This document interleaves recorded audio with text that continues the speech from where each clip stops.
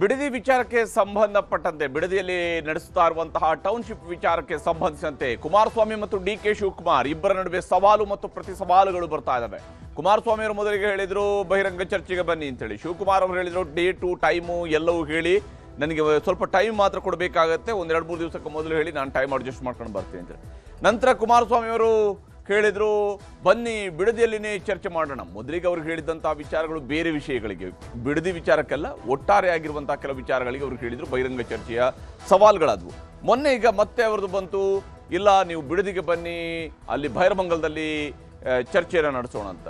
ಶಿವಕುಮಾರ್ ಅವರು ಒಂದು ಪತ್ರವನ್ನು ಬರೆದು, ಸರಿ ಬಹಿರಂಗ ಚರ್ಚೆ ಬೇಡ, ನೀವು ಬನ್ನಿ ನನ್ನ ಕಚೇರಿಗೆ ಬನ್ನಿ, ನಿಮ್ಮ ಜೊತೆಗೆ ಒಂದು 5 ಜನರನ್ನು ಕರ್ಕೊಂಡು ಬನ್ನಿ ಚರ್ಚೆ ಮಾಡೋಣ ಅಂತ ಹೇಳಿದ್ದಾರೆ. ಶಿವಕುಮಾರ್ ಅವರ ಪತ್ರ ತಲುಪ್ತಾ ಇದ್ದಂತೆ ಅದಕ್ಕೆ ಮಿಂಚಿನ ರೀತಿಯಲ್ಲಿ ಪ್ರತಿಕ್ರಿಯೆಯನ್ನು ಎಚ್.ಡಿ. ಕುಮಾರಸ್ವಾಮಿ ಅವರು ಕೊಟ್ಟಿದ್ದಾರೆ. ಆ ಮೂಲಕ ಚರ್ಚೆ ಮಾಡೋದಿದ್ರೆ ಬಿಡದಿಗೆ ಬನ್ನಿ, ಬೈರಮಂಗಲಕ್ಕೆ ಬನ್ನಿ, ಅಲ್ಲಿ ಚರ್ಚೆ ಮಾಡೋಣ ಅಂತ ಹೇಳ್ತಾರೆ. ಇಬ್ಬರ ನಡುವೆ ಈಗ ಬಹಳ ದೊಡ್ಡದಾದಂತಹ ಪತ್ರ ಸಮರ ನಡೀತಾ ಇದೆ. ಎಚ್.ಡಿ. ಕುಮಾರಸ್ವಾಮಿ ವರ್ಸಸ್ ಡಿ.ಕೆ. ಶಿವಕುಮಾರ್. ಇದು ಬಿಡದಿಯ ಕಿಚ್ಚು. ಒಂದು ಕಾಲದಲ್ಲಿ ಜೋಡೆತ್ತುಗಳು ಅಂತೇಳಿ ಕರೆಸ್ಕೊಂಡಂತಹ ಎಚ್.ಡಿ.ಕೆ. ಮತ್ತು ಡಿ.ಕೆ. ಈಗ ಬಿಡದಿಯಲ್ಲಿ ಕಿಚ್ಚು ಹಬ್ಬಿಸ್ತಾ ಇದ್ದಾರೆ. ಯಾಕಂದ್ರೆ ರೈತರೆದುರೇ ಚರ್ಚೆ ನಡೆಸೋದಕ್ಕೆ ಎಚ್.ಡಿ.ಕೆ. ಆಹ್ವಾನವನ್ನ ಕೊಟ್ಟಿದ್ದಾರೆ. ಸಿಎಂ ವಿಧಾನಸೌಧಕ್ಕೆ ಕರೆದಿದ್ದಾರೆ, ತಮ್ಮ ಕಚೇರಿಗೆ ಕರೆದಿದ್ದಾರೆ. ಸಿಎಂಗೆ ಮಸಿ ಬಳಿಯುವ ಯತ್ನ ಅಂತ ಹೇಳಿ ಕೈ ನಾಯಕರು ಕೋಪತಾಪವನ್ನ ಪ್ರದರ್ಶಿಸ್ತಾ ಇದ್ದಾರೆ. ಯಾಕಂದ್ರೆ ಇಲ್ಲಿ ಬಹಿರಂಗ ಚರ್ಚೆಯನ್ನು ಇಬ್ಬರು ನಾಯಕರುಗಳು ಮಾಡುವಂಥ ಪದ್ಧತಿ ನಿಜಕ್ಕೂ ಒಳ್ಳೆಯದೇ, ಆದರೆ ಅದಕ್ಕೆ ಪೂರಕವಾದಂಥ ವಾತಾವರಣ ವೇದಿಕೆ ನಿರ್ಮಾಣ ಆಗಬೇಕಾಗತ್ತೆ. ಇಬ್ಬರು ನಾಯಕರುಗಳು ಖಂಡಿತವಾಗ್ಲೂ ಕೂಡ ಬಹಿರಂಗ ಚರ್ಚೆಯನ್ನು ನಡೆಸುವಂಥದ್ದು ಒಂದು ವಿಚಾರದಲ್ಲಿ ಬಹಿರಂಗ ಚರ್ಚೆ ನಡೆಸೋದೇನೋ ಒಳ್ಳೆಯದೇ, ಆದರೆ ಅಲ್ಲಿಯ ವಾತಾವರಣವು ಕೂಡ ಅಷ್ಟೇ ಮುಖ್ಯ ಆಗಿರುತ್ತೆ. ಇಲ್ಲಿ ಈಗ ಕುಮಾರಸ್ವಾಮಿ ಅವರು ಕೊಡ್ತಾ ಇರುವಂಥ ಪಂಥಾಹ್ವಾನ ಒಂದು ಭಾಗ, ಶಿವಕುಮಾರ್ ಅವರು ಕೊಡ್ತಾ ಇರುವ ಪಂಥಾಹ್ವಾನ ಮತ್ತೊಂದು ಭಾಗ. ಹೇಗಿದೆ ಇವರೊಬ್ಬರ ನಡುವಿನ ಪಂಥಾಹ್ವಾನ ಅನ್ನೋದು ನಾವು ಗಮನಿಸಬೇಕು. ವಿಶೇಷವಾಗಿ ಕುಮಾರಸ್ವಾಮಿ ಅವರು ಹಾಗೂ ಡಿ.ಕೆ. ಶಿವಕುಮಾರ್ ಅವರ ನಡುವಿನ ರಾಜಕೀಯದ ವೈಷಮ್ಯ, ರಾಜಕೀಯದ ಸಮರ, ರಾಜಕೀಯದ ಜಿದ್ದಾಜಿದ್ದಿ, ಅವರಿಬ್ಬರ ನಡುವಿನ ವೈಯಕ್ತಿಕ ಪ್ರತಿಷ್ಠೆ, ಇದನ್ನು ಇಡೀ ರಾಜ್ಯ ಕಂಡಿರುವಂಥದ್ದು. ಶಿವಕುಮಾರ್ ಅವರು ಹೇಳಿ ಕೇಳಿ ದೇವೇಗೌಡರ ವಿರುದ್ಧದ ಚುನಾವಣೆಯೊಂದಿಗೆ ರಾಜಕೀಯದ ರಂಗ ಪ್ರವೇಶ ಮಾಡಿದಂತಹ ನಾಯಕ. ಅಲ್ಲಿನ ನಂತರ ಕುಮಾರಸ್ವಾಮಿ ಅವ್ರನ್ನವರು ಕೂಡ ಚುನಾವಣೆಯಲ್ಲಿ ಸೋಲಿಸಿದ್ದಾರೆ. ದೇವೇಗೌಡರ ಎದುರುಗಡೆ ಸೋತಿದ್ದಾರೆ, ಕುಮಾರಸ್ವಾಮಿ ಅವರನ್ನ ಸೋಲಿಸಿದ್ದಾರೆ. ಇದು ವೈಯಕ್ತಿಕ ಮಟ್ಟದಲ್ಲೂ ಅವರಿಬ್ಬರ ನಡುವೆ ಜಿದ್ದಾಜಿದ್ದಿ ಇದೆ, ರಾಜಕೀಯವಾಗಿ ಕುಟುಂಬದ ಪ್ರತಿಷ್ಠೆಗಳಿದ್ದಾವೆ. ಇದರ ನಡುವೆ ಈಗ ಬಿಡದಿಯ ಬೈರಮಂಗಲದ ವಿಚಾರಕ್ಕೆ ಸಂಬಂಧಪಟ್ಟಂತೆ ಬೈರಮಂಗಲ ಮತ್ತು ಉಳಿದ ಹಳ್ಳಿಗಳಲ್ಲಿ ಏನು ಜಮೀನನ್ನ ಸರ್ಕಾರ ವಶಪಡಿಸಿಕೊಳ್ಳೋದಕ್ಕೆ ಹೋಗಿದೆ, ಅದಕ್ಕೆ ಈ ಸ್ವಾಧೀನ ಪ್ರಕ್ರಿಯೆಗೆಲ್ಲದಕ್ಕೂ ಕೂಡ ಶಿವಕುಮಾರ್ ಅವರು ಪದೇ ಪದೇ ಹೇಳ್ತಾ ಇದ್ದಾರೆ, ಇದರ ಪಿತಾಮಹ ಇದ್ರೆ ಅದು ಕುಮಾರಸ್ವಾಮಿ ಅವರ ಕಾಲದಲ್ಲಿ ಆದಂತಹ ಯೋಜನೆ, ಕುಮಾರಸ್ವಾಮಿ ಅವರು ಭೂ ಸ್ವಾಧೀನಕ್ಕೆ ಮುಂದಾಗಿದ್ದು, ಅದನ್ನ ಈಗ ನಾನು ಮುಂದುವರಿಸ್ತಾ ಇದ್ದೇನೆ ಅಷ್ಟೇ. ಇದು ಶಿವಕುಮಾರ್ ಅವರ ಕಡೆಯಿಂದ ಸಿಗ್ತಾ ಇರುವಂತಹ ಉತ್ತರ ಮತ್ತು ಕಾಂಗ್ರೆಸ್ ನಾಯಕರಿಂದ ಸಿಗ್ತಾ ಇರುವಂತಹ ಉತ್ತರ. ಬಿಡದಿ ಟೌನ್ಶಿಪ್ ವಿಚಾರಕ್ಕೆ ಈಗ ಕೇಂದ್ರ ಸಚಿವ ವರ್ಸಸ್ ಮುಖ್ಯಮಂತ್ರಿ ಅನ್ನುವಂತಹ ಸಮರ ನಡೀತಾ ಇದೆ. ಇಬ್ಬರು ಬಹಳ ಪ್ರತಿಷ್ಠೆಯಾಗಿ ಈ ಯೋಜನೆಯನ್ನ ತೆಗೆದುಕೊಂಡಿದ್ದಾರೆ. ಒಬ್ಬರಿಗೆ ಇದು ಜನ್ಮಭೂಮಿ, ಇನ್ನೊಬ್ಬರಿಗೆ ರಾಜಕೀಯದ ಕರ್ಮಭೂಮಿ. ಹೀಗಾಗಿನೇ ಬಿಡದಿಯ ಟೌನ್ಶಿಪ್ ಅನ್ನುವಂಥದ್ದು ಇಬ್ಬರು ನಾಯಕರುಗಳ ನಡುವಿನ ಜಿದ್ದಾಜಿದ್ದಿಯಾಗಿ ಮಾರ್ಪಟ್ಟಿದೆ. ಟೌನ್ಶಿಪ್ ಬಗ್ಗೆ ಚರ್ಚೆಗೆ ಆಹ್ವಾನಿಸಿದ್ದಾರೆ ಎಚ್.ಡಿ. ಕುಮಾರಸ್ವಾಮಿ ಅವರು. ಹೌದಪ್ಪ, ನಾನೇ ಇದರ ಪಿತಾಮಹ ಅಂತ ಹೇಳ್ತಿದ್ದೀರಲ್ಲ, ಬನ್ನಿ ಚರ್ಚೆ ನಡೆಸೋಣ ಅಂತೇಳಿ ಕುಮಾರಸ್ವಾಮಿ ಅವರು ಕರೀತಾ ಇದ್ದಾರೆ. ಶಿವಕುಮಾರ್ ಅವರು ಹೇಳ್ತಾ ಇದ್ದಾರೆ, ಬನ್ನಿ ಚರ್ಚೆ ಮಾಡೋಣ, ನನ್ನ ಕಚೇರಿಗೆ ಬನ್ನಿ ಅಂತ ಕರೆದಿದ್ದಾರೆ. ಇಬ್ಬರ ನಡುವೆ ಈ ಪೈಪೋಟಿ ಈಗ ಬಹಳ ತೀವ್ರ ಸ್ವರೂಪದಲ್ಲಿ ಸಾಗ್ತಾ ಇದೆ. ಬಿಡದಿಯಲ್ಲಿ ಒಂದು ಟೌನ್ಶಿಪ್ ಮಾಡಬೇಕು ಅನ್ನೋಂಥದ್ದು ರಾಜ್ಯ ಸರ್ಕಾರದ ಯೋಜನೆ. ಬೈರಮಂಗಲದಲ್ಲಿ ರೈತರ ಸಮ್ಮುಖದಲ್ಲಿ ಚರ್ಚೆಗೆ ಆಹ್ವಾನವನ್ನು ಕೊಟ್ಟಿದ್ದಾರೆ ಕುಮಾರಸ್ವಾಮಿ ಅವರು.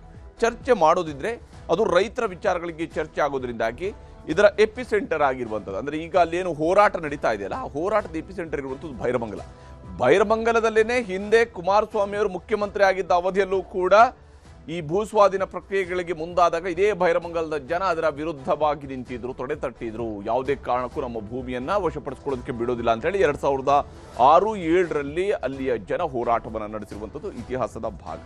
ಈಗ ಅದೇ ಬೈರಮಂಗಲದಲ್ಲಿ ಕುಮಾರಸ್ವಾಮಿ ಅವರು ಶಿವಕುಮಾರ್ ಅವರನ್ನ ಎದುರಿಸೋದಕ್ಕೆ ರೆಡಿಯಾಗಿದ್ದಾರೆ. ಖುದ್ದು ಚರ್ಚೆಗೆ ಕುಮಾರಸ್ವಾಮಿ ಅವರು ಆಹ್ವಾನವನ್ನು ಕೊಟ್ಟಿದ್ದಾರೆ, ಬನ್ನಿ ಅಲ್ಲಿ ಚರ್ಚೆ ಮಾಡೋಣ ಅಂತಿದ್ದಾರೆ. ಹೌದು, ಇದು ನನ್ನ ಕಾಲದಲ್ಲಿ ಆಗಿದ್ದ, ನಿಮ್ಮ ಕಾಲದಲ್ಲಿ ಆಗ್ತಿರೋದಾ ಅನ್ನುವಂಥದ್ದು ಅವರ ವಿಚಾರ. ಅಂದರೆ ಬಹಳ ಮುಖ್ಯವಾಗಿ ಬಿಡದಿ ಟೌನ್ಶಿಪ್ಗೆ ಸಂಬಂಧಪಟ್ಟಂತೆ ಇಲ್ಲಿ ರಾಜಕೀಯದ ಪ್ರತಿಷ್ಠೆ ನಡೀತಾ ಇದೆ. ಪ್ರತಿ ರಾಜಕೀಯ ಪಕ್ಷಕ್ಕೂ ಕೂಡ ತನ್ನ ಅವಧಿಯಲ್ಲಿ ಆದಾಗ ಈ ಭೂಸ್ವಾಧೀನ ಪ್ರಕ್ರಿಯೆ ಎಲ್ಲವೂ ಕೂಡ ಬಹಳ ಚೆನ್ನಾಗಿ ಕಾಣುತ್ತೆ. ಇನ್ನೊಬ್ಬರ ಅವಧಿಯಲ್ಲಾದಾಗ ಅದರಲ್ಲಿ ಎಲ್ಲ ತಪ್ಪುಗಳು ಕಾಣ್ತವೆ. ಇದು ಸದ್ಯಕ್ಕಿರುವಂತಹ ಪರಿಸ್ಥಿತಿ. ಒಬ್ಬರು ಭಾರತ ಸರ್ಕಾರದ ಕೈಗಾರಿಕಾ ಸಚಿವರು, ಇನ್ನೊಬ್ಬರು ಕರ್ನಾಟಕ ಸರ್ಕಾರದ ಮುಖ್ಯಮಂತ್ರಿಗಳು. ಇವರಿಬ್ಬರ ನಡುವೆ ನಡೀತಾ ಇರುವಂತಹ ಫೈಟ್. ಕುಮಾರಸ್ವಾಮಿ ಆಹ್ವಾನಕ್ಕೆ ನಾನು ರೆಡಿ ಅಂತೇಳಿ ಮುಖ್ಯಮಂತ್ರಿಯವರು ಕೂಡ ಸಂದೇಶವನ್ನು ಕೊಟ್ಟಿದ್ದಾರೆ, ಆದರೆ ಬೈರಮಂಗಲಕ್ಕಲ್ಲ. ಇಲ್ಲಿ ಸಿಎಂ ಅವರು ಕೊಡ್ತಾ ಇರುವಂತಹ ಆಹ್ವಾನ ವಿಧಾನಸೌಧಕ್ಕೆ ಬನ್ನಿ ಅಂತ ಕಳಿಸಿದ್ದಾರೆ. ಜೂನ್ 26ಕ್ಕೆ ವಿಧಾನಸೌಧದ ತಮ್ಮ ಕಚೇರಿಗೆ ಬನ್ನಿ ಅಂತೇಳಿ ಸಿಎಂ ಅವರು ಪತ್ರ ಬರೆದಿದ್ದಾರೆ. ಬಹಳ ಸಿಂಪಲ್ ಆಗಿ 4 ಲೈನ್ನಲ್ಲಿ ಪತ್ರವನ್ನು ಬರೆದಿದ್ದಾರೆ. ನೀವು ಆರಂಭಿಸಿರುವ ಯೋಜನೆಗೆ, ನೀವು ಭೂಸ್ವಾಧೀನ ಪ್ರಕ್ರಿಯೆಯನ್ನು ಆರಂಭಿಸಿದ್ದಂತಹ ಬಿಡದಿ ಟೌನ್ಶಿಪ್ ಯೋಜನೆಗೆ ಸಂಬಂಧಪಟ್ಟಂತೆ ಚರ್ಚಿಸೋದಕ್ಕೆ ಬನ್ನಿ ಅಂತೇಳಿ ಶಿವಕುಮಾರ್ ಅವರು ಪತ್ರ ಬರೆದಿದ್ದಾರೆ. ತಾವು ಮತ್ತು ತಮ್ಮ 5 ಪ್ರತಿನಿಧಿಗಳ ಜೊತೆಗೆ ಬನ್ನಿ ಅಂತ ಹೇಳಿದ್ದಾರೆ. ನಿಮ್ಮ ಜೊತೆಗೆ ನಿಮ್ಮ ಒಂದು 5 ಜನ ಪ್ರತಿನಿಧಿಗಳನ್ನು ಕೂಡ ಕರ್ಕೊಂಡು ಬನ್ನಿ, ನಿಮ್ಮ ಜೊತೆಗೇನೆ ಇನ್ನೊಂದು 5 ಜನರ ಟೀಮನ್ನು ಕರ್ಕೊಂಡು ಬನ್ನಿ, ಚರ್ಚೆ ಮಾಡೋಣ ಅಂತ ಸಿಎಂ ಅವರು ಒಂದು ಪತ್ರ ಮುಖೇನ, ಅಂದರೆ ಕುಮಾರಸ್ವಾಮಿಯವರು ಸುದ್ದಿಗೋಷ್ಠಿಯಲ್ಲಿ ಮಾಡಿದಂತಹ ಒಂದು ಸ್ಟೇಟ್ಮೆಂಟ್ಗೆ ಮುಖ್ಯಮಂತ್ರಿಯವರು ಅಧಿಕೃತ ರೂಪವನ್ನು ಪತ್ರದ ಮೂಲಕ ಕಳಿಸಿದ್ದಾರೆ.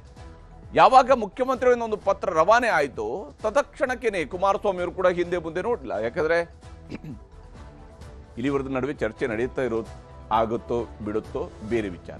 ಇಲ್ಲಿ ನಡೀತಾ ಇರುವಂಥದ್ದು ರಾಜಕೀಯದ ವಿಚಾರ ಅನ್ನೋದ್ರಲ್ಲಿ ಯಾವುದೇ ಅನುಮಾನಗಳು ಬೇಕಿಲ್ಲ. ಈ ವಿಷಯದಲ್ಲಿ ಇವರಿಬ್ರು ಏನು ಮಾತನಾಡ್ತಿದ್ದಾರೆ ಅನ್ನೋದನ್ನು ನಿಮ್ಗೆ ತೋರಿಸ್ತೀವಿ. ಬನ್ನಿ ಬೈರಮಂಗಲಕ್ಕೆ ಹೋಗೋಣ. ನಿಜಕ್ಕೂ ರೈತರು ಒಪ್ಪಿದ್ದಾರೆ ಇಲ್ಲಿ, ಮಾಡಬಾರದು ಮಾಡಿದ್ದೀರಿ. ಅದೇನು MLA ಹೋಗ್ಬಿಟ್ಟು ಚೆಕ್ ಕೊಡೋದು ಉಂಟಾ? ಇದ್ಯಾವಾಲಿಂದ ಈ ಹೊಸ ಕಾನೂನು ತಂದ್ರಿ? ಯಾರಾದರೂ ಭೂ ಸ್ವಾಧೀನ ಪ್ರಕ್ರಿಯೆ ಮಾಡಿಸ್ಬೇಕಾದ್ರೆ ಯಾರೋ ನಿಮ್ಮ ಲ್ಯಾಂಡ್ ಅಕ್ವಿಸೇಷನ್ ಆಫೀಸರ್ ಇರ್ತಾನಲ್ಲ, SLO, ಅವನು ಅವರ ಹೆಸರಿಗೆ RTGS ಮಾಡಬೇಕು, ಚೆಕ್ ಕೊಡಕ್ಕೆ ಬರಲ್ಲ.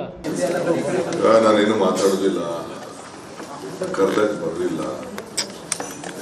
ಅಸೆಂಬ್ಲಿ ಇದೆ, ಅವರು ಅನುಭವಿ ರಾಜಕಾರಣಿಗಳ ಹತ್ರ ಮಾತಾಡಿಸಿದೆ, ಉತ್ತರ ಕೊಡೋಣ, ಹೀಗೆ ಉತ್ತರ ಕೊಡೋಣ ಅನ್ನುವಂತಹ ಮಾತುಗಳನ್ನ ಇಲ್ಲಿ ಸಿಎಂ ಅವರು ಹೇಳಿದ್ದಾರೆ. ಬಿಡದಿ ವಿಚಾರಕ್ಕೆ ಸಂಬಂಧಪಟ್ಟಂತೆ ನೀವು ಬೈರಮಂಗಲಕ್ಕೆ ಬನ್ನಿ ಅಂತೇಳಿ ಕುಮಾರಸ್ವಾಮಿ ಅವರು ಕರೀತಾ ಇದ್ದಾರೆ. DK ಶಿವಕುಮಾರ್ ಆಹ್ವಾನಕ್ಕೆ HD ಕುಮಾರಸ್ವಾಮಿ ಅವರು ಮರುಪತ್ರವನ್ನ ರವಾನೆ ಮಾಡಿದ್ದಾರೆ. ಈ ಪತ್ರದ ಮುಖೇನವಾಗಿ ಕುಮಾರಸ್ವಾಮಿ ಅವರು ವಿಧಾನಸೌಧದಲ್ಲಿ ಚರ್ಚೆ ಬೇಡ, ಬಿಡದಿಯ ಬೈರಮಂಗಲಕ್ಕೆ ಬನ್ನಿ ಅಂತ ಕರೆದಿದ್ದಾರೆ. ಬಿಡದಿಯ ಬೈರಮಂಗಲಕ್ಕೆ ಬನ್ನಿ. ಮುಖ್ಯಮಂತ್ರಿಯವರು ನಿಗದಿ ಮಾಡಿದ ದಿನಾಂಕ ಜೂನ್ 26. ರೈತರನ್ನ ಹೊರಗಿಟ್ಟು ಸಭೆ ನಡೆಸಿದ್ರೆ ಅದರಿಂದ ಯಾವುದೇ ಪ್ರಯೋಜನ ಇಲ್ಲ. ಇದು ಕುಮಾರಸ್ವಾಮಿ ಅವರು ತೆಗೆದುಕೊಳ್ತಾ ಇರುವಂತಹ ಸ್ಟ್ಯಾಂಡ್ ಈ ವಿಚಾರದಲ್ಲಿ. ಯಾಕಂದ್ರೆ ಇದು ರೈತರ ವಿಚಾರ, ರೈತರ ಸಮ್ಮುಖದಲ್ಲೇ ಆಗಲಿ. ಇದನ್ನ ರೈತರನ್ನು ಹೊರಗಿಟ್ಟು ಸಭೆ ನಡೆಸಿದ್ರೆ ಯಾವುದೇ ಪ್ರಯೋಜನ ಇಲ್ಲ ಅಂತ ಹೇಳಿ ಮಾಜಿ ಮುಖ್ಯಮಂತ್ರಿಗಳಾಗಿರುವ ಕೇಂದ್ರ ಸಚಿವ ಕುಮಾರಸ್ವಾಮಿ ಅವರು ಹೇಳ್ತಾ ಇದ್ದಾರೆ. ರೈತರನ್ನು ಹೊರಗಿಟ್ಟು ಸಭೆ ನಡೆಸಿದ್ರೆ ಯಾವುದೇ ಪ್ರಯೋಜನ ಇಲ್ಲ. ಮತ್ತು ಜೂನ್ 26ಕ್ಕೆ ನನಗೆ ಈಗಾಗಲೇ ಹಲವು ಸಭೆಗಳು ನಿಗದಿಯಾಗಿವೆ, ಪೂರ್ವ ನಿಗದಿತ ಕಾರ್ಯಕ್ರಮಗಳಿದ್ದಾವೆ. ಜೂನ್ 26 ತಾರೀಕಿಗೆ ಮುಖ್ಯಮಂತ್ರಿಗಳು ಕೊಟ್ಟಂತಹ ಡೇಟು ಜೂನ್ 26. ಹಾಗೆ ಆ ಜೂನ್ 26 ನನಗೆ ಪೂರ್ವ ನಿಗದಿತ ಕಾರ್ಯಕ್ರಮಗಳಿದ್ದಾವೆ. ಜೂನ್ 26 ಬದಲು 27ಕ್ಕೆ ರೈತರ ಎದುರೇ ಸಭೆ ಮಾಡೋಣ. 2 ಆಪ್ಷನ್ ಮಾತ್ರ ಕೊಟ್ಟಿದ್ದಾರೆ ಅವರು, ಬಿಡದಿಯಲ್ಲಾದರೂ ಮಾಡಿ, ಬೈರಮಂಗಲದಲ್ಲಾದರೂ ಮಾಡಿ ಅಂತ. ಹಾಗಾಗಿ ಈ 2ರಲ್ಲಿ ನೀವು ಯಾವ ಜಾಗದಲ್ಲಿ ಹೇಳ್ತೀರೋ ಅಲ್ಲಿ ಬಹಿರಂಗ ಚರ್ಚೆ ಮಾಡೋಣ ಅಂತ ಹೇಳಿದ್ದಾರೆ. ರೈತರ ಸಮಸ್ಯೆಗಳನ್ನು ರೈತರ ಎದುರೇ ಚರ್ಚೆ ಮಾಡೋದು ಸೂಕ್ತ. ಇದು ಕುಮಾರಸ್ವಾಮಿ ಅವರು ಕೊಡ್ತಾ ಇರುವಂತಹ ಕಾರಣ. ಯಾವ ಕಾರಣಕ್ಕಾಗಿದು ಬೈರಮಂಗಲದಲ್ಲಿ ಆಗಬೇಕು ಅನ್ನೋದರ ಬಗ್ಗೆ, ರೈತರ ಸಮಸ್ಯೆಗಳನ್ನು ರೈತರ ಎದುರೇ ಚರ್ಚೆ ಮಾಡುವುದು ಸೂಕ್ತ ಅನ್ನುವ ಮಾತನ್ನು ಹೇಳಿದ್ದಾರೆ. ಅಲ್ಲಿ ಯೋಜನೆ ಬಗ್ಗೆ ಸವಿಸ್ತಾರವಾಗಿ ಚರ್ಚಿಸೋಣ ಅಂತೇಳಿ ಕುಮಾರಸ್ವಾಮಿ ಅವರು ಹೇಳಿದ್ದಾರೆ. ಒಮ್ಮೆ ನಾವು ಸುಮ್ಮನೆ ಕಲ್ಪಿಸ್ಕೊಂಡ್ರು ಸಾಕು, ಇವರಿಬ್ಬರ ನಡುವೆ ಬಹಿರಂಗ ಚರ್ಚೆ ಆದರೆ ಅದು ಹೆಂಗಿರ್ಬೋದು ಅಂತ, ಯಾವ ಥರದಲ್ಲಿ ಒಬ್ಬರು ಇನ್ನೊಬ್ಬರ ಮಾತುಗಳನ್ನು ಕೇಳ್ಬೋದು, ಹೇಗಿರ್ಬೋದು ಅನ್ನುವಂಥದ್ದು ಪ್ರಶ್ನೆ.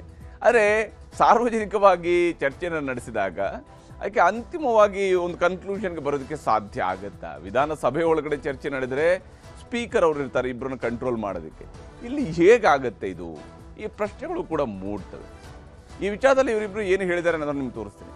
26 ಈಗಾಗಲೇ 1 ತಿಂಗಳ ಹಿಂದೆನೇ 3 ಕಾರ್ಯಕ್ರಮಗಳಿದೆ ನನಗೆ. 3 ಕಾರ್ಯಕ್ರಮ ಅಂದರೆ ಒಂದು ಕಡೆ ಇಲ್ಲ, ಒಂದು ತಾಲೂಕಿನಲ್ಲೋ ಇಲ್ಲ ಒಂದು ಸ್ಥಳದಲ್ಲ. ಅದು ನನಗೆ ಕುಣಿಗಲ್ಲು, ಶ್ರೀರಂಗಪಟ್ಟಣ, KR ನಗರ, ಹೀಗೆ ಹಲವಾರು ಭಾಗದಲ್ಲಿ ನಿಗದಿತ ಕಾರ್ಯಕ್ರಮಗಳಿದ್ದಾವೆ. ಅವತ್ತು ಬೆಳಗ್ಗೆಯಿಂದ ಸಾಯಂಕಾಲದವರೆಗೂ ಸಂಪೂರ್ಣವಾಗಿ ಕಾರ್ಯಕ್ರಮಗಳಲ್ಲಿರ್ತೀನಿ. ಅದರಿಂದ 27ನೇ ತಾರೀಕು ಬೆಳಗ್ಗೆ ಎನಿ ಟೈಮ್ ಕರೀರಿ ಅಂತಕ್ಕಂಥ ಒಂದು ಪತ್ರದಲ್ಲಿ ಮನವಿ ಮಾಡಿದ್ದೇನೆ. ಕುಮಾರಸ್ವಾಮಿ ಅವರು ನಿನ್ನೆ ನಿಮ್ಮ ಪತ್ರಕ್ಕೆ ರಿಪ್ಲೈ ಮಾಡಿದ್ದಾರೆ, ಬೈರಮಂಗಲಕ್ಕೆ ಬನ್ನಿ ಅಂತ. 26ನೇ ತಾರೀಕಿನ ನಾನು ವಾಪಸ್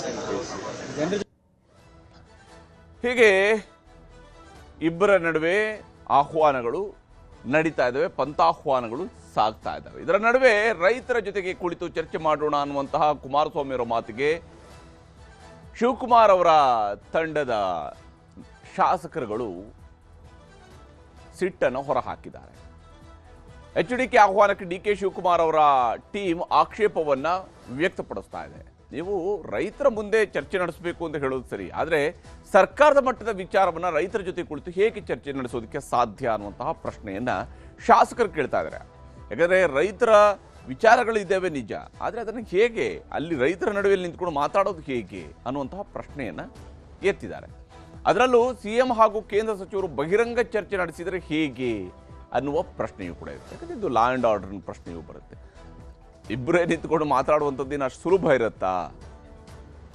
ಯಾವ ಸ್ವರೂಪದಲ್ಲಿ ಇಂತಹದ್ದೊಂದು ಚರ್ಚೆ ನಡೆಯೋದಕ್ಕೆ ಸಾಧ್ಯ ಅಂತ ಹೇಳಿ ಸೂಕ್ಷ್ಮ ವಿಚಾರವಾಗಿದ್ದು ಕಾನೂನು ಸುವ್ಯವಸ್ಥೆಯ ಸಮಸ್ಯೆಯೂ ಕೂಡ ಇಲ್ಲಿ ಎದುರಾಗಬಹುದು. ಯಾಕೆಂದರೆ ಜನ ಎಮೋಷನಲ್ ಆಗಬಹುದು, ಜನ ತಮ್ಮ ನಾಯಕರ ಪರವಾಗಿ ನಿಲ್ಲಬಹುದು. ಈಗ ಅಮೆರಿಕಾದಲ್ಲಿ ಅಧ್ಯಕ್ಷೀಯ ಚುನಾವಣೆಗೆ ಎರಡೂ ಪಕ್ಷಗಳ ಅಭ್ಯರ್ಥಿಗಳು ನಿಂತುಕೊಂಡು ಡಿಬೇಟ್ ಮಾಡ್ತಾರೆ. ಅದೇ ಅದಕ್ಕೆ ಅದರದ್ದೇ ಆದಂಥ ಒಂದು ವೇದಿಕೆ ಇರುತ್ತೆ, ಅದರಲ್ಲಿ ಮಾಡ್ತಾರೆ. ಇಲ್ಲಿ ಹೇಗೆ ಸಾಧ್ಯ? ಈ ರೀತಿಯಾದಂತಹ ಚರ್ಚೆಗಳನ್ನು ನಮ್ಮಲ್ಲಿ ಹೇಗೆ ಸಾಧ್ಯ? ಯಾಕೆಂದರೆ ಆ ಸ್ವರೂಪದ ಚರ್ಚೆಯನ್ನು ಮಾಡಬೇಕಾದಂತಹ ವೇದಿಕೆಯನ್ನು ಹೇಗೆ ಸೃಷ್ಟಿಸೋದಕ್ಕೆ ಸಾಧ್ಯ? DK ಶಿವಕುಮಾರ್ ಮೇಲಿನ ವೈಯಕ್ತಿಕ ಸಿಟ್ಟಿನಿಂದ ಈ ಹೋರಾಟವನ್ನು ನಡೆಸ್ತಾ ಇದ್ದಾರೆ ಅಂತ ಹೇಳಿ ಕುಮಾರಸ್ವಾಮಿ ಅವರ ವಿರುದ್ಧ ವಾಗ್ದಾಳಿ ನಡೆಸ್ತಾ ಇದ್ದಾರೆ. ಹಿಂದೆ ಕುಮಾರಸ್ವಾಮಿ ಅವರ ಜೊತೆಗೆ ಇದ್ದಂಥವ್ರು ಇವಾಗ ಶಿವಕುಮಾರ್ ಅವರ ಜೊತೆಗೆ ನಿಂತಿರುವಂತಹ ಶಾಸಕರುಗಳು ಕೂಡ ಈ ರೀತಿಯಂಥ ಆರೋಪವನ್ನು ಮಾಡ್ತಾ ಇದ್ದಾರೆ. ಶಿವಕುಮಾರ್ ಅವರ ಮೇಲಿನ ವೈಯಕ್ತಿಕ ಸಿಟ್ಟಿನಿಂದ ಈ ಹೋರಾಟ ಅಂತ ಹೇಳ್ತಾ ಇದ್ದಾರೆ. ಈ ವಿಚಾರದಲ್ಲಿ ಕಾಂಗ್ರೆಸ್ ನಾಯಕರುಗಳು ಏನು ಹೇಳಿದ್ದಾರೆ ಅನ್ನೋದು ನಿಮ್ಗೆ ತೋರಿಸ್ತೀನಿ. ಇವರು ಚರ್ಚೆ ಮಾಡಬೇಕು ಅಂದಾಗ ಅವ್ರು ಚರ್ಚೆ ಮಾಡಲಿಕ್ಕೆ ಬನ್ನಿ ಅಂತ ಆಹ್ವಾನ ಕೊಟ್ಟಾಗ ವಿಧಾನಸೌಧ ನಮ್ಮದು ಅಲ್ಲ, ಅವ್ರದ್ದು ಅಲ್ಲ, ಯಾರ್ದು ಅಲ್ಲ, ಈ ನಾಡಿನ ಜನರದ್ದು, ಕನ್ನಡಿಗರು ವಿಧಾನಸೌಧದಲ್ಲಿ ಅಧಿಕಾರಿಗಳಿರ್ತಾರೆ, ಮುಖ್ಯಮಂತ್ರಿ ಇರ್ತಾರೆ, ಸಂಬಂಧಪಟ್ಟಂಥ ಎಲ್ಲ ಅದಕ್ಕೆ ಮಿಷನರಿಗಳಿರುತ್ತೆ. ಸೊ ಕೂತ್ಕೊಂಡು ಚರ್ಚೆ ಮಾಡಬೇಕು, ಯಾವುದು ಸರಿ ತಪ್ಪು ಅಂತ. ನಾನು ಅಲ್ಲಿಗೆ ಬನ್ನಿ ಇಲ್ಲಿಗೆ ಬನ್ನಿ ಅಂತ ಇವ್ರು ಮುಖ್ಯಮಂತ್ರಿ ಆಗಿದ್ದಾಗಲೂ ಇವ್ರು ಕರೆದ್ರು ಅದೇ ಗೌರವ ಕೊಡಬೇಕು. ಬೇರೆ ಕುಮಾರಸ್ವಾಮಿ ಬೆಳಗ್ಗೆ ಒಂದು ಮಾತಾಡ್ತಾರೆ, ಮಧ್ಯಾಹ್ನ ಒಂದು ಮಾತಾಡ್ತಾರೆ, ರಾತ್ರಿ ಒಂದು ಮಾತಾಡ್ತಾರೆ. ಅವ್ರು ರಾಜಕಾರಣ ಟೌನ್ಶಿಪ್ ಮಾತಾಡೋಕ್ಕಾಗತ್ತಾ? ಮಠದಲ್ಲಿ ಆಶೀರ್ವಾದ ತಗೊಂಡಿದ್ವಿ, ಕಾಳಭೈರವನ ದರ್ಶನ ಮಾಡಿದ್ವಿ, ಬಂದಿದ್ವಿ. ನಾನು ಇದನ್ನೇ ಹೇಳ್ತಾ ಇರೋದು, ಇದೊಂಥರ ಬಾಲಿಶ ವರ್ತನೆ ಅಂತ. ಮೆಚ್ಯೂರ್ಡ್ ನಾಯಕರಿಗಿರ್ತಕ್ಕಂಥ ಸಾಮಾನ್ಯ ಕನಿಷ್ಠ ಜ್ಞಾನನೂ ಕೂಡ ನಮ್ಮ ಕುಮಾರಣ್ಣ ಅವ್ರಿಗಿಲ್ಲ. ಕಾರಣ ನಾನು ಯಾತಕ್ಕೆ ಮಾತನ್ನು ಹೇಳ್ತೀನಿ ಅಂದರೆ, ಅಲ್ಲಿ ನಾಳೆ ನಾವು ಬರ್ತೀವಿ ಅಂದ್ಕೊಳ್ಳಿ, DK ಶಿವಕುಮಾರ್ ಅವರೇ ಬರ್ತಾರೆ, ಅಲ್ಲಿ ಲಕ್ಷಾಂತರ ಜನ ಸೇರ್ತಾರೆ. ನಾಳೆ ಇವ್ರ ಕಡೆಯಿಂದನೂ ಒಂದಷ್ಟು ಜನ ಬರ್ತಾರೆ. ನಾಳೆ ಎರಡು ಕಾರ್ಯಕರ್ತರ ಮಧ್ಯೆ ಮಾರಾಮಾರಿ ನಡೆದರೆ ಇದು ಏನಾಗಿದೆ ಅಂದರೆ, ಇದು ರೈತರದ್ದು ಬಿಟ್ಬಿಟ್ರು. ಈಗ ರೈತರ ಇಶ್ಯೂ ಇಲ್ಲ, ಈಗ ಅಲ್ಲಿ ರೈತರು ಹೋರಾಟ ಮಾಡ್ತಾ ಇರ್ತಕ್ಕಂಥದ್ದಕ್ಕೆ ಹೋಯ್ತು. ಈಗ ಪೊಲಿಟಿಕಲ್ ಇಶ್ಯೂ ತೊಗೊಂಡ್ಬಿಟ್ಟವ್ರೆ. ಪೊಲಿಟಿಕಲ್ ಇಶ್ಯೂ ಅಂದಾಗ ನ್ಯಾಚುರಲಿ ನಮ್ಮ ಪಾರ್ಟಿಯವರು ಬರ್ತಾರೆ.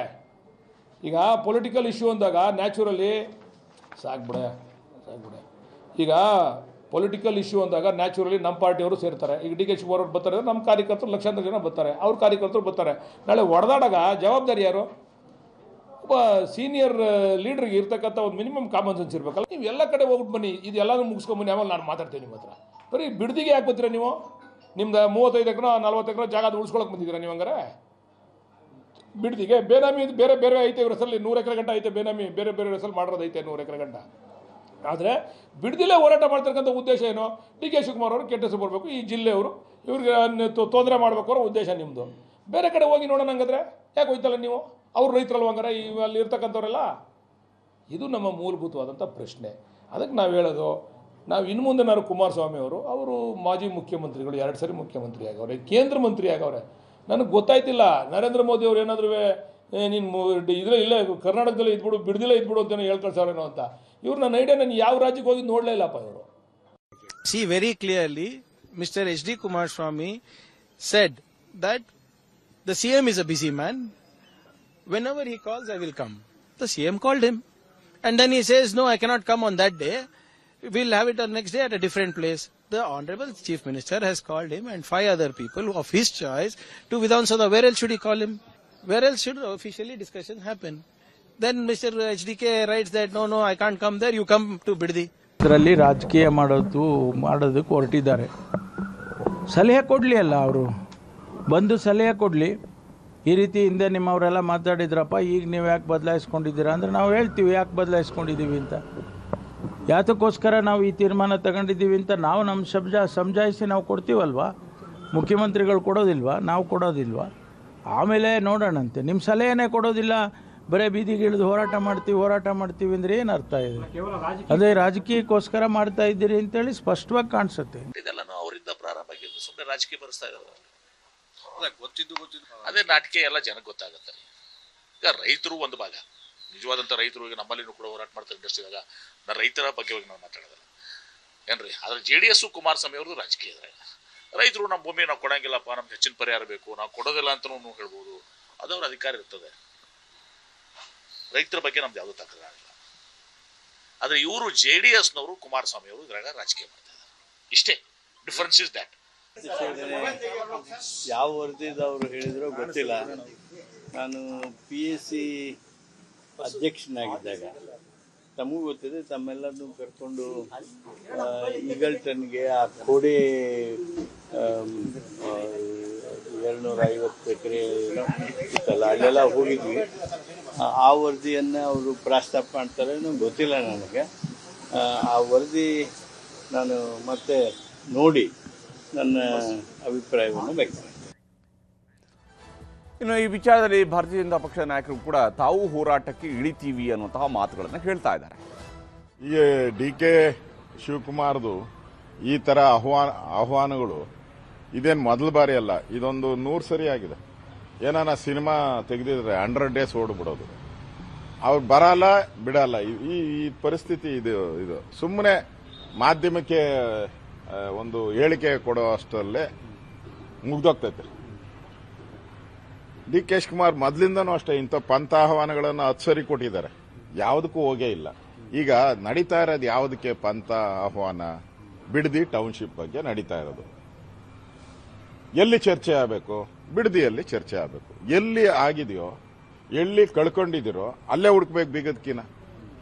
ಮಾನ್ಯ ಮುಖ್ಯಮಂತ್ರಿಗಳೇ ಮುತುವರ್ಜಿ ವಹಿಸಿ ರಿಯಲ್ ಎಸ್ಟೇಟ್ ದಂಧೆ ಮಾಡೋದಕ್ಕೇನು ಹೊರಟಿದ್ದಾರೆ, ಇದಕ್ಕೆ ಕಡಿವಾಣ ಹಾಕಲೇಬೇಕಾಗ್ತದೆ. ಮುಂದಿನ ಹಂತದ ಹೋರಾಟ ಹೇಗಿರಬೇಕು ಅಂತೇಳಿ ಇನ್ನೊಂದು 2 ದಿನದಲ್ಲಿ ಒಂದು ಹೋರಾಟದ ರೂಪುರೇಷೆಗಳನ್ನು ಕೂಡ ನಾವು ತಿಳಿಸ್ತೇವೆ ತಮಗೆ. ಇವತ್ತು ಜನರ ಆಕಾಂಕ್ಷೆ ಮೇರೆಗೆ ಈ ಸರ್ಕಾರವನ್ನು ಮುಂದುವರಿಬೇಕು ಅಂತ ಅಲ್ಲಿ ಬಿಡದಿ ಟೌನ್ಶಿಪ್ ವಿರುದ್ಧವಾಗಿ ರೈತರು ಅನೇಕರು ಹೋರಾಟವನ್ನು ಮಾಡ್ತಾ ಇದ್ದಾರೆ. ಇದು ಸೂಕ್ತ ಜಾಗ ಅಲ್ಲ ಅಂತ, ಅದಕ್ಕೆ ತಕ್ಕ ಇವರು ನಿರ್ಣಯ ತಗೊಳ್ಳಿ.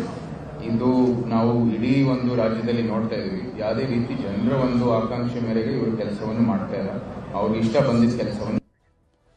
ಹೀಗೆ ಇಲ್ಲಿ ರಾಜಕೀಯವೂ ಇದೆ, ಇಲ್ಲಿ ಪಂಥಾಹ್ವಾನ ಇದೆ, ರಾಜಕೀಯವಾದಂಥ ಶಕ್ತಿ ಪ್ರದರ್ಶನಗಳಾಗ್ತಾ ಇದ್ದಾವೆ. ಆದರೆ ಅಂತಿಮವಾಗಿ ರೈತರ ಭೂಮಿಯ ವಿಚಾರಕ್ಕೆ ಸಂಬಂಧಪಟ್ಟಂತೆ ಸರ್ಕಾರವೂ ಕೂಡ ಮುಕ್ತ ಮನಸ್ಸಿನಿಂದ ರೈತರ ಜೊತೆ ಕೂಡ ಚರ್ಚೆಯನ್ನು ನಡೆಸೋದಕ್ಕೆ ಮುಂದಾಗಲೇಬೇಕಾಗುತ್ತೆ. ಯಾಕಂದರೆ ಅಂತಿಮವಾಗಿ ನೋಟಿಫಿಕೇಶನ್ ಆಗಿದೆ, ನೋಟಿಫಿಕೇಶನ್ ಆಧಾರದ ಮೇಲೆ ನಾವು ಮಾಡ್ತೀವಿ ಅಂತ ಹೇಳೋದಕ್ಕೆ ಆಗದೇ ಇಲ್ಲ. ಅಲ್ಲಿ ರೈತರು ಯಾವ ಸ್ವರೂಪದಲ್ಲಿ ಭೂಮಿ ಬಿಟ್ಟು ಕೊಡ್ತಾರೆ, ಹಾಗೆಯೇ ಸರ್ಕಾರ ಹೇಗೆ ಮನವೊಲಿಕೆ ಮಾಡುತ್ತೆ, ಇದು ಬಹಳ ಮುಖ್ಯ ಆಗುತ್ತೆ. ರಾಜಕೀಯ ಪಕ್ಷಗಳವರು ಅಭಿವೃದ್ಧಿಯ ವಿಚಾರಗಳಿಗೆ ಬಂದಾಗ ತಮ್ಮ ನಿಲುವುಗಳು ಏನು ಅನ್ನೋದನ್ನು ಕೂಡ ಅಷ್ಟೇ ಸ್ಪಷ್ಟವಾಗಿ ಹೇಳಬೇಕಾಗತ್ತೆ. ಇಲ್ಲ ನಾವು ಇನ್ನು ಮುಂದೆ ನಮ್ಮ ಯಾವುದೇ ಸರ್ಕಾರಗಳು ಬಂದರೂ ಕೂಡ ಭೂಸ್ವಾಧೀನ ಮಾಡೋದಿಲ್ಲ ಅಂತ ಹೇಳಿದ್ರೆ ಅದನ್ನಾದರೂ ಹೇಳಬೇಕು. ಇಲ್ಲ ಆಯ್ದ ರೀತಿಯಲ್ಲಿ ಭೂಸ್ವಾಧೀನ ಪ್ರಕ್ರಿಯೆ ನಾವು ವಿರೋಧ ಮಾಡ್ತಾ ಹೋಗ್ತೀವಿ ಅಂತ ಹೇಳಿದರೆ ಇದಕ್ಕೆ ಯಾವಾಗ ಕೊನೆ ಅನ್ನುವಂತಹ ಪ್ರಶ್ನೆಯೂ ಕೂಡ ಇಲ್ಲಿ ಮೂಡುವಂಥದ್ದು.